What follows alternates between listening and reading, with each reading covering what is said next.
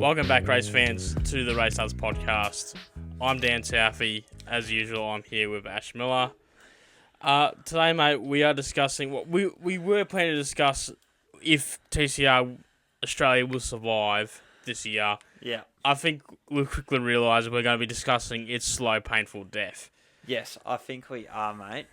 Just through the pre-research we have done of just punching out a couple of articles, going through the TCR Australia website, Facebook page, all this and that, it's not looking too bright, but I'm going to just kick us off here, though, because it is actually relevant to today, if I can find this information. We actually had a new driver announced for this series today.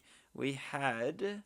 Who do we have? We had young gun Ryan McMillan, joins TCR Australia field in 2025. He is the reigning Australian Formula Open champion, and he will drive with HMO Customer Racing Hyundai i30N TCR hatchback for his maiden season in the category. So, while we're talking about a slow, painful death, we do have a new driver in the midst announced today.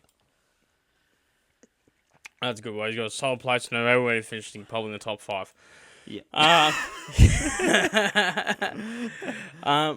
think we can...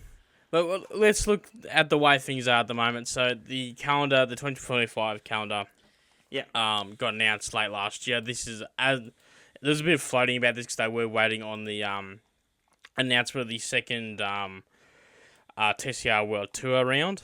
Yeah. Which at that time was... thinking it was going to be Bathurst. It was just going to be a matter of when in November will that date be set. Yeah. So at the calendar, as I'll just got an article here from 10th of December 2024, which seems odd. So this is I believe this is post the announcement that they won't be returning to Bathurst for the Bathurst International. Yep. For the last year they didn't return, and yeah. I think the original plan was they were going to take the World Tour was going to take 1 year hiatus and return this year. So the calendar as of December last year was round 1 supporting supercars at Taupo in April, which obviously is just gone. She can't. Round 2 supporting supercars again at Perth in June. She can't. Round 3 in Winton. Scheduled for August. Round 4 supporting supercars again and paired with the TCR World Tour at the Ben 500 in September. Yeah. And then the TBA round set for November. Now, in the time since we've had the Taupo round got canned pretty quickly. Yeah. And at some point in that process, another round at One Raceway was brought in. And not long after that, only in the recent couple of weeks, the Perth round supporting supercars as well in Perth has also been canned. Now, I've read an article here, TCR, which makes total sense that it says they've canned these 2 rounds for logistics issue, no V8 slip. I do not want to be signed up to your thing, because I already have. Obviously logistics issues. The category's been shrinking for the last 2 years. I think you and we went to Sandown Speed Series last year, and we both looked at each other and went, fuck. Yeah. This is bad. That was also comparative to, I believe, earlier times that we had been to Phillip Island and whatnot to go watch them. Actually, I remember the one time we were at Phillip Island, we both got a mad fucking Facebook photo of it because we got to do a free grid walk and shit, which made this series so good as well. I recall that, there were so many people there. It was part of the Shannon Speed Series, so people were there for the other cars and for GT, Trans Am. Yeah, but I think Australian sports sedans. People did hang because they were selling TCR as the headline category. Yeah. So people did hang around for it, and we hung around for it and fucking the race started at 4 on a Sunday, so 45 minutes of racing, let's say for argument's sake, and then drive home that was the category is worthy of that by all means, but the category at that point had dying momentum. from the inside out at the moment, I think. Yeah, well, it had momentum because 22 was it was good in 22 when 21 when we first started going. That was actually Speed Series Phillip Island 2021 was the first motorsports event back in Victoria that you could publicly go to. I think it might have been the only thing actually back outside of kart events and rally events. Yeah. So that was good, and I felt like I built momentum through 22. 23 was building, and then I really think if you want to like pencil in where the issues began, the deal to leave 7 and 7 Plus as their broadcaster. Yeah. And join with Stan. Now, obviously, Stan would have offered Speed Series of the World. Yeah. Stan also secured the rights to World Rally, IndyCar, and Formula E. Yeah. And as just well while, as the... sorry. Yeah, go on. Just while we're on the broadcast side of things, on the TCR Australia website, this I think is just a feel of how fucking dead they are, like, internally at the moment. I'd love to be corrected on that they aren't, and they've got big plans, and they're just hitting the absolute rough patch. But on their website, if you hit TV schedule, it shows you the TV schedule for the Sydney Motorsport Park round in 2024, I believe. Yep. And I'm so looking at it's that, yep. wildly out of date on that front. And any of on the calendar as well, if you hit any of these buttons saying track schedule, it just tells you it's coming at a later date. Like, it just doesn't even tell you about it, just blank pages you.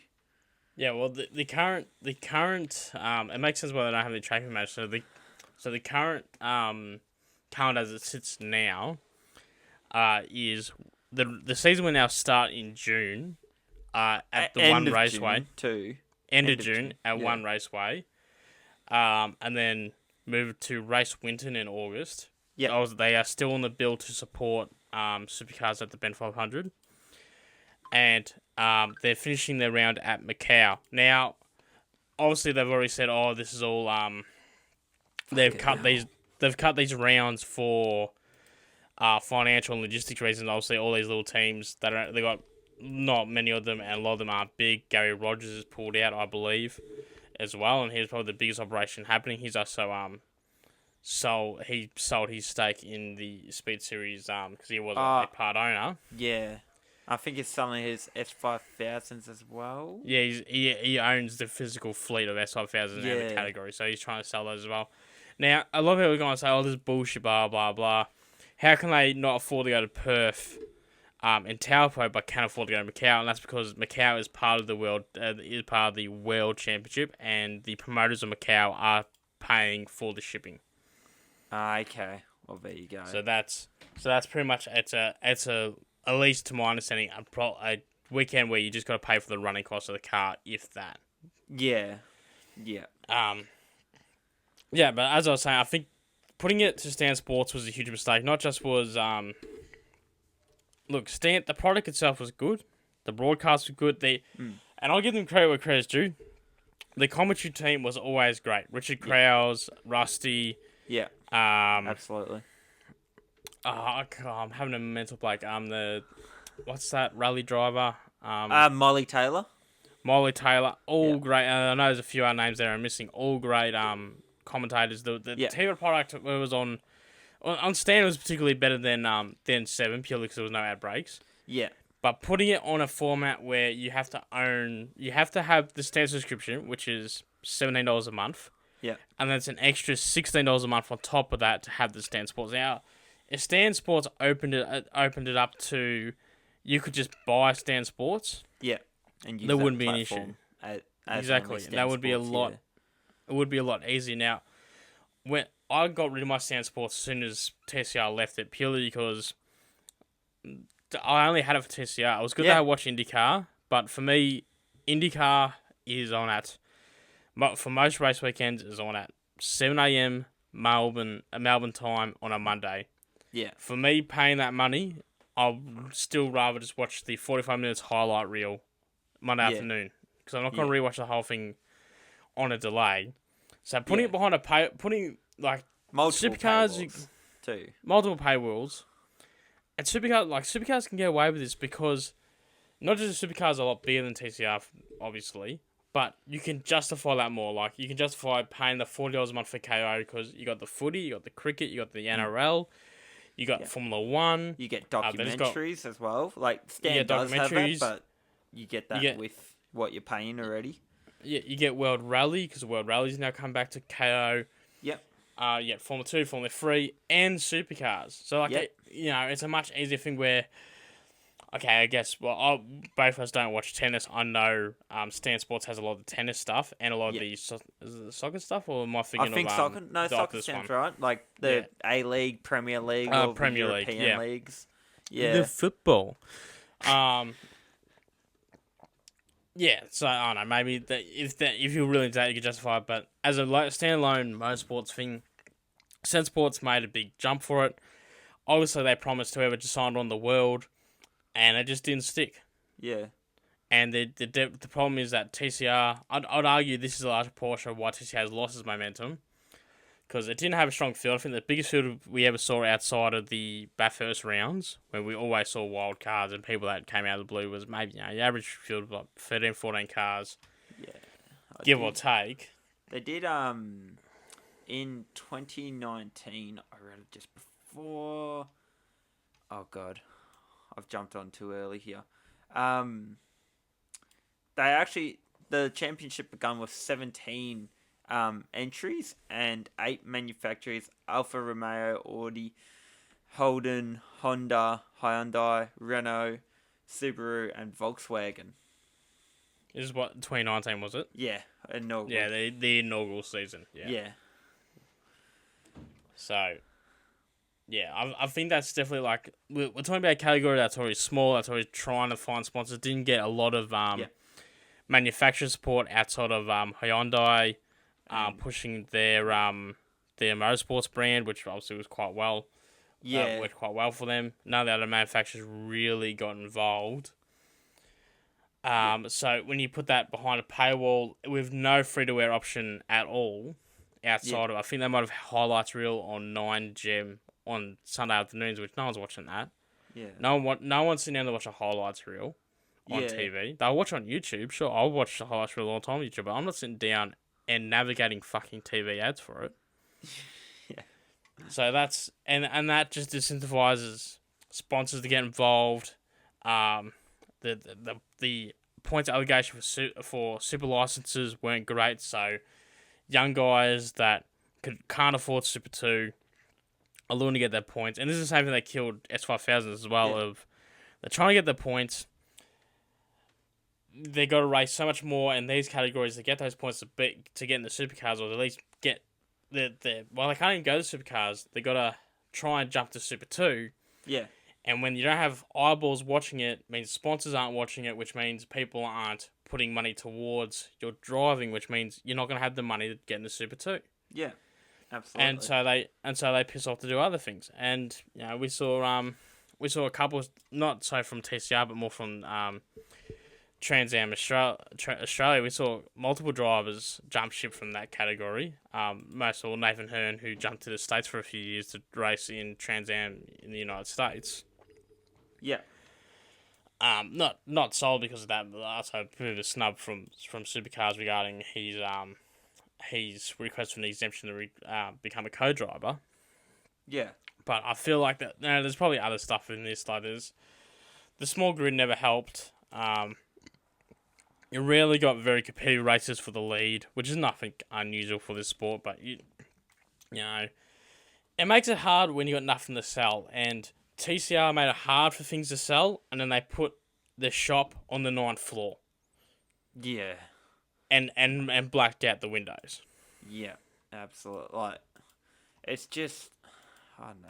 Because, like, as I said, we attended so many, and the racing, if nothing else, had me going on to Project Cars 2, finding similar cars and doing what they were doing. The cars create such good racing, and we saw multiple race winners and wild card winners, and just anyone could, like, put together a championship, it almost seemed, when the weekend was on for them, just because the cars were so competitive. But they just shit the bed on the business end of the whole operation. Not so much the racing end. The racing end is fantastic, but the business, they just shit the bed. And I couldn't tell you how to fix it because I think it's beyond repairable now. It's beyond repair. Like, I don't know how to. So I don't know how to change it because you can't be like supercars. You're never gonna win against supercars. No. Because no one, like, to your average punter, do you want to watch a 1.4 litre front wheel drive 4-cylinder Yeah. drive, or do you want to watch V8s? You know, so you got to come up with something different. And I don't know. I think they struggle to find something different. I think they try a little bit too hard to be. They try too hard to be the second tier of Australian motorsports, where realistically, if you look back on you don't have to look back at it. You can see it now.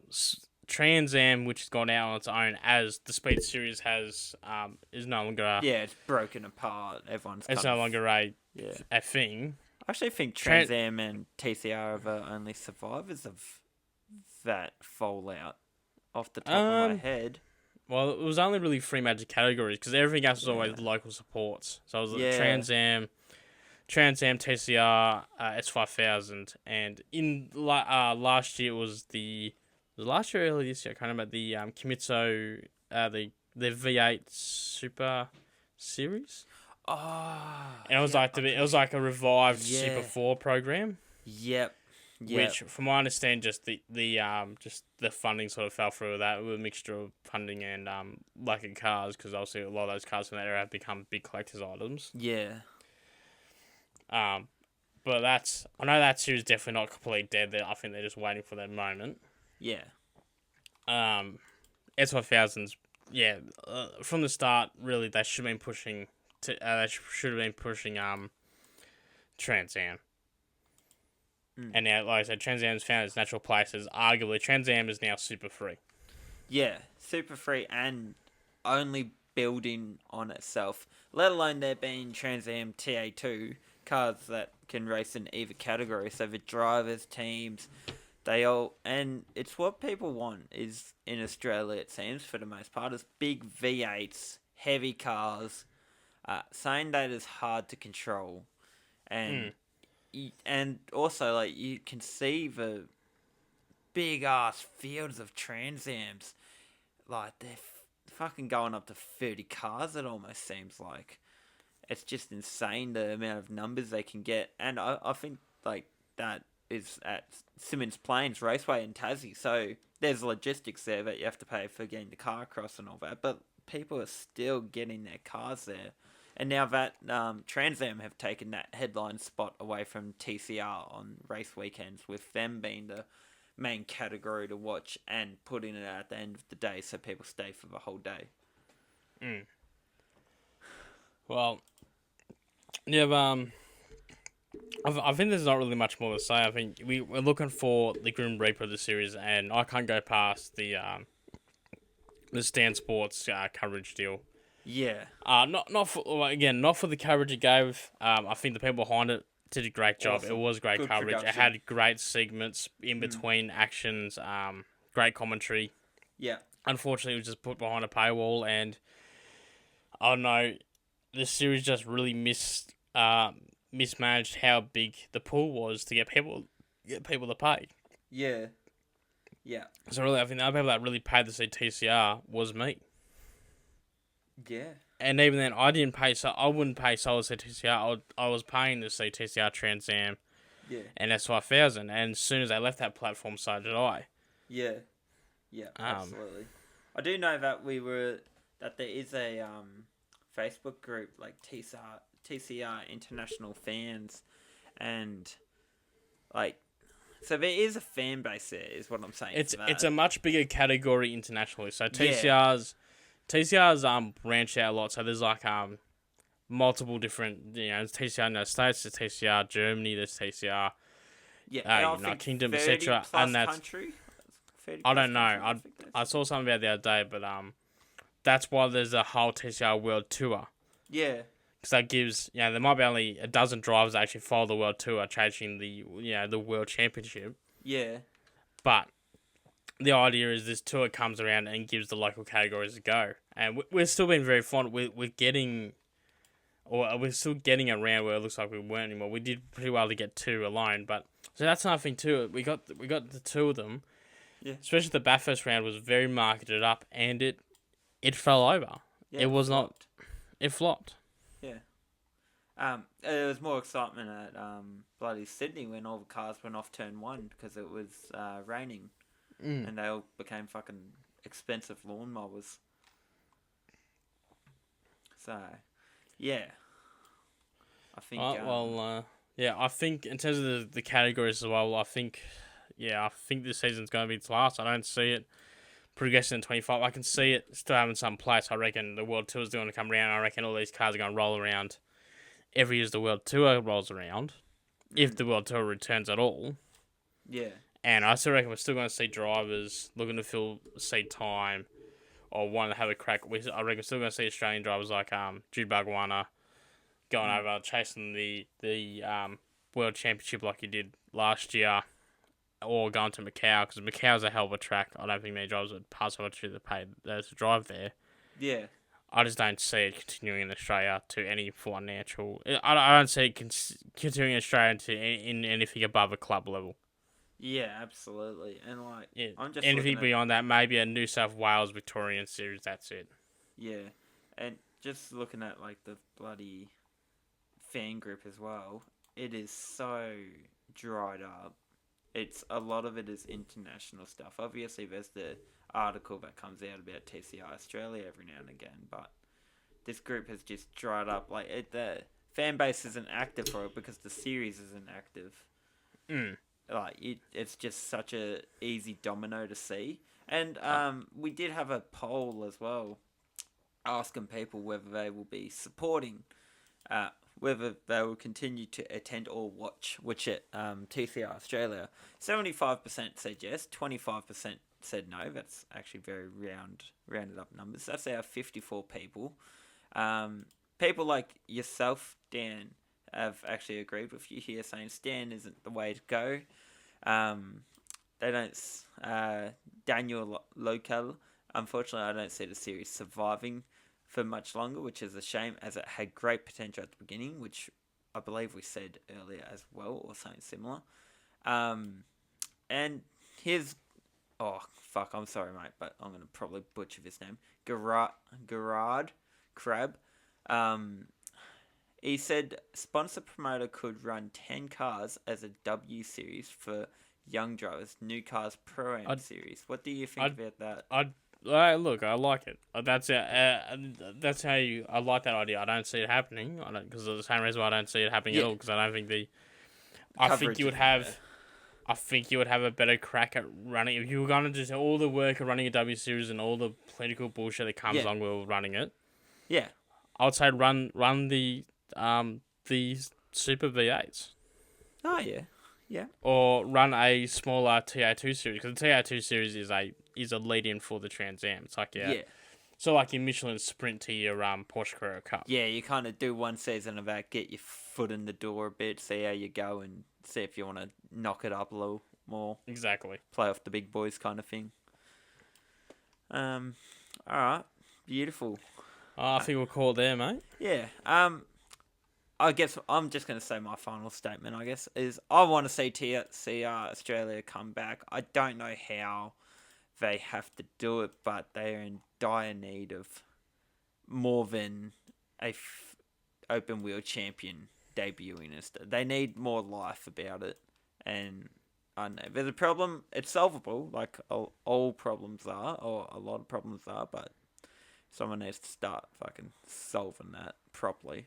And putting news out that, hey, we're working on it, or we're looking for broadcasters or whatever. Just, well, they do have a broadcaster. I believe there's still 7, but yeah, it's too little too late. Yeah. So hopefully they bounce back, but I doubt it. Alright, mate. Well, we'll talk to you next week. Yeah. All right. No access, mate. All the best.